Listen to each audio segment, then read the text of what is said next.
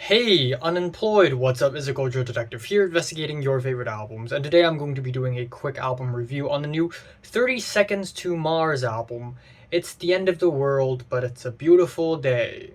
So 30 Seconds to Mars is an American rock band. They have been putting out music for a very long time already. It is fronted by the one and only actor, visionary Jared Leto, and this is their new album. And this is actually their first album since America back in 2018. I remembered reviewing it and really disliking it. I thought it is, just look at this edgy ass album cover. It's so edgy. It tries so hard to be epic and cool and poppy, and it just ends up falling really flat. It ends up being kind of laughable, and it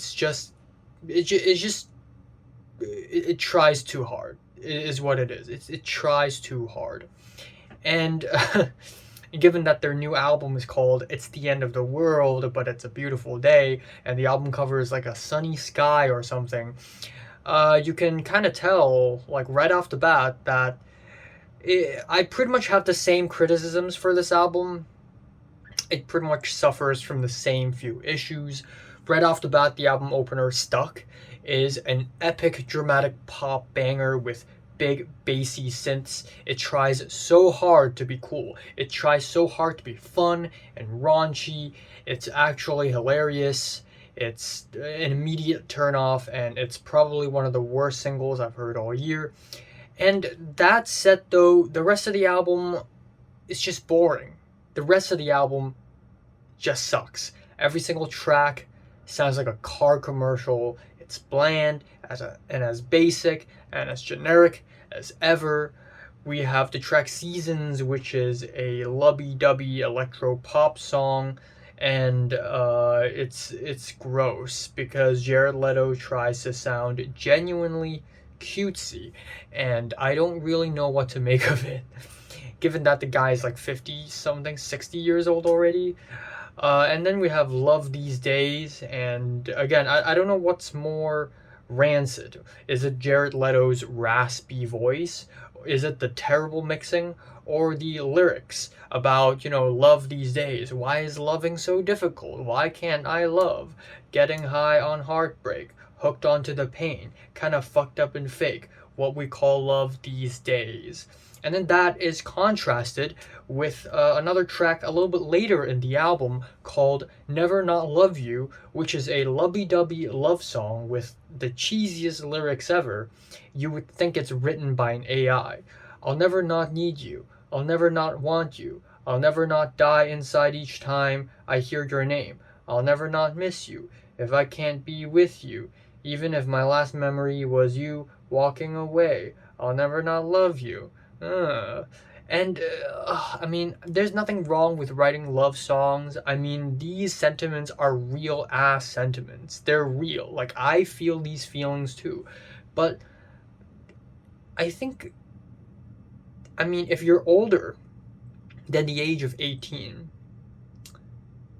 you're probably able to write something better than this, right?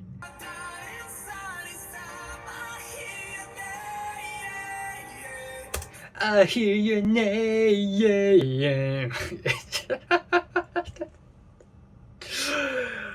Oh my god. And then on top of that, we have tracks like World on Fire, where again we have these very epic, dramatic lyrics, very apocalyptic lyrics. Life leads us out of the dark. Let there be light, and we'll set this world on fire. And then the whole track is set against these synths that feel like they came straight out of an insurance commercial. The penultimate track on the album is called Lost These Days, and it's a sad boy ballad about feeling lost and feeling guilty. And then we have the repeated refrains like being in love with you is like dancing with a loaded gun. It's so dangerous. Wow. And yeah, again, this sentiment is real. It's a real sentiment, but there are like a million better ways to write lyrics about this sentiment than whatever this silly metaphor is. And then the instrumentals are as fake as ever. You get these very fake plastic sequence beats and spacey keys.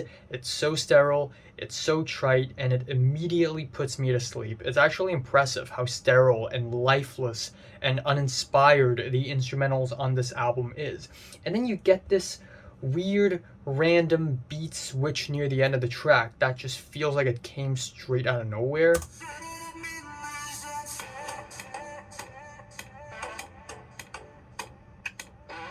What? So yeah, I really have no idea what's happening there, and the album ending is not that impressive either. So yeah, overall the album is just not great. I'm sorry. It's just not great at all. It's very trite, very boring, very uninspired, tries too hard to be dramatic, and it just repeats the same few issues the band faced 5 years ago. So there's literally no progression in that. So yeah, I'm kind of giving the new 30 Seconds to Mars album like a strong 2 to a light 3 out of 10. So have you listened to the new 30 Seconds to Mars album? Comments below, let me know, subscribe if you want more, and thanks for watching.